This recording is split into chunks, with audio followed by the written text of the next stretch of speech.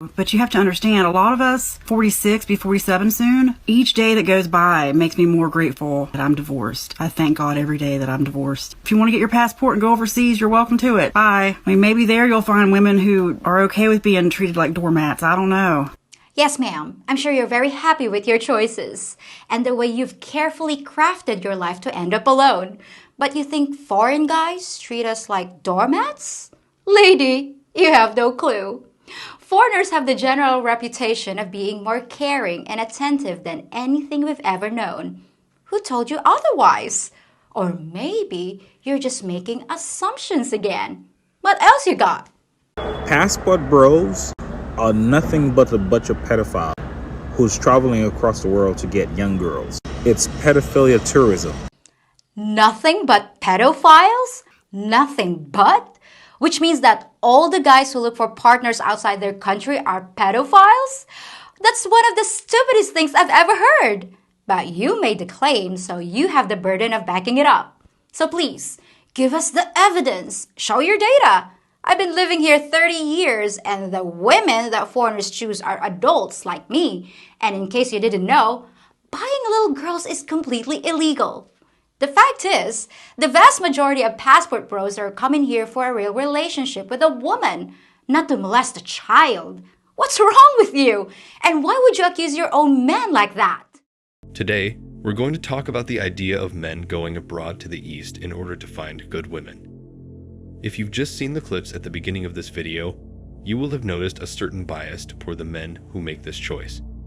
And that bias is usually from men and women who know nothing about passport bros and have only heard propaganda from other people about it. For example, there was this guy who was equating passport bros to guys who are pedophiles. And then we had this woman who thought that passport bras were just about some losers who go abroad to meet younger women. I mean, it's typical when something that happens against people's personal interests, they start talking against it, creating assumptions in their minds, and then spreading those assumptions online. In the video, we're hearing it from an actual Eastern woman who tells the world firsthand how foreign or Western men are held to a certain standard in the East. And if these men don't hold that standard, then they're thrown out. Another assumption you will have heard in the clip is that Eastern women are pushovers and hence easy prey for passport bros. If you've ever been to an Eastern country or even a Middle Eastern country, you will come to realize that women truly hold power in relationships. Unlike Western thinking, which equates making money to having leverage and control, in the East, it's the woman who mostly dominates whether the man is from the East or from the West. And I guess this is because it's part of their culture, values, and even beliefs. Any man who isn't good to his partner is automatically vilified and even shunned by society. So the assumption that women in the East are just pushovers is quite inaccurate and frankly comes from Western people who have an agenda of their own. And trust me, these people have never left their countries or even traveled for a summer trip. Their whole world revolves around their little towns or cities and everything they hear from their friends or from biased people over the internet. It's no surprise that males are venturing abroad for female companionship. When women in the West consistently insult men because they don't respect or even like their husbands and boyfriends, I can't say that I blame the men for wanting to become passport bros and move to other nations. These men have left their native countries in search of a partner who will live up to their standards and not look down on them. If you give womanism some thought, you might start to wonder whether it is a product of indoctrination or whether it is really something that women have long secretly desired but haven't been able to do on their own for thousands of years. The typical American or Western woman believes she is entitled to certain privileges. These women want to be welcomed every day with open arms.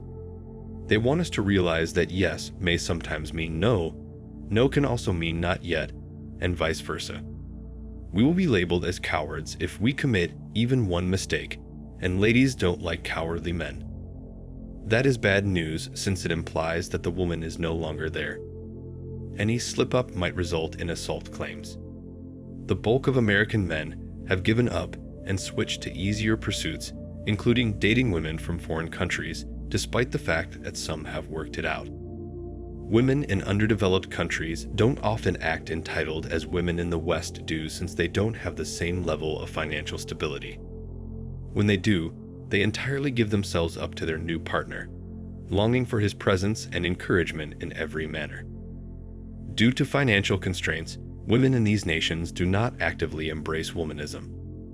Men have not given women in their culture equal rights and opportunities, and society has not given women the freedom to choose to be feminists. And as a result, these women are far happier than Western women. In their most fundamental form, men just want to feel appreciated. There is now completely zero appreciation for women. They believe they are entitled to a certain level of consideration simply because they are female. I can't remember the last time I did something good for a woman, and she thanked me for it. My counsel to men has always been to follow their own paths. Either embrace your individuality or learn to fit in where you are needed. I wonder if American women, assuming largely white middle-class women, have migrated toward interracial experimentation like American males have over the years. I hear more about Western women's tourism to Black Africa and the Caribbean than to Latin America or Asia looking for physical intimacy. Is it because American women are increasingly looking for the stereotypical bad boys to fill the gaps left by American men? Is interracial adult entertainment a real trend for white women or merely an imagined fantasy? Also, are men or women duped by the direction that explicit content points? My argument is that Western men prefer submissive women. American women, on the other hand, if my estimate is true, are now drawn toward more dominating alpha males. It's always interesting to expose a woman to her reality, since they never want to face or confess it by themselves. Men are now heading to Eastern countries in search of feminine women. Also, keep in mind that there are relatively few overweight women in Thailand. Even the ladyboys are more attractive than Western ladies. That should tell you all you need to know. Even a somewhat feminized male from the West will likely appear more macho than many Asian men over there. Therefore, women will find such men appealing. When you consider their financial level and resources, it's simple to see why guys travel to such places. Western men and women are more desirable around the world, not only because of the better economic conditions that they live in, but also because of the color of their skin, which is more desirable in most parts of the globe. From Africa to Southeast Asia and the Middle East, men and women desire Western men and women because white skin is prized above brown or black skin. Is this racist though?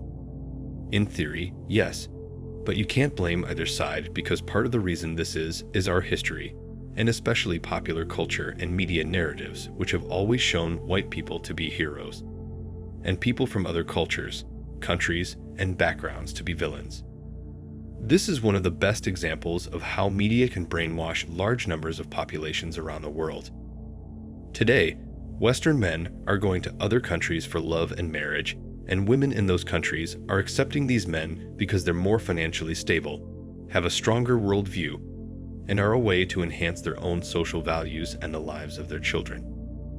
In return for all of this, Eastern women are genuinely more traditional and end up making their Western partners happier than Eastern women ever have. So, women really are angry that men are checking out abroad for marriage and love because they're envious of those women and want their men to keep being subjugated at the hands of Western women. So, it's no surprise that Western women are angry. And frankly, you can't blame Western men for seeking their partners in countries and cultures across the world. Thanks for watching Man Reacts. Show us your love and support by liking this video, sharing it with your friends, and subscribing to the channel. And let us know your thoughts on this in the comments. We're always up for a healthy debate and discussion.